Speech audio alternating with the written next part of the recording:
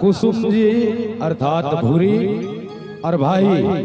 Manish Manikpuri adder है हमर कृष्ण कन्हैया किशन कोसले जी अबे हमार सबके अध्यक्ष बरखा जी इगर लिए ताली होना चाहिए जोरदार। एक और कर ले भरोसा होने देवा तोला धोखा हे भले चाहे टूरी मोर चाहो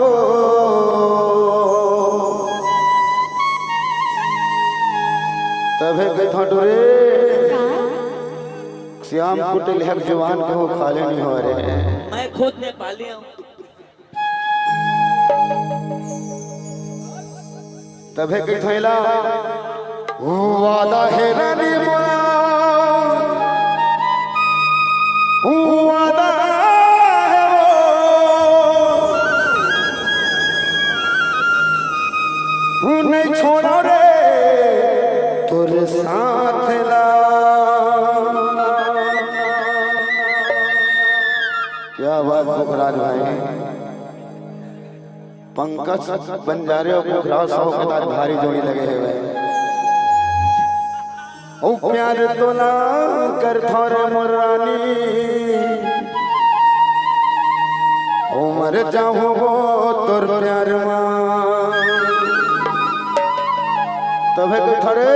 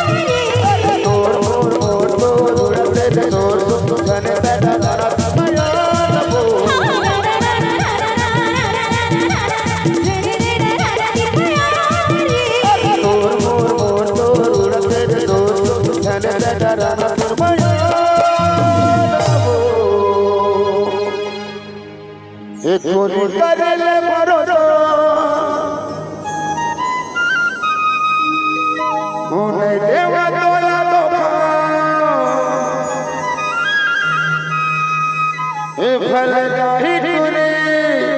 मोर जान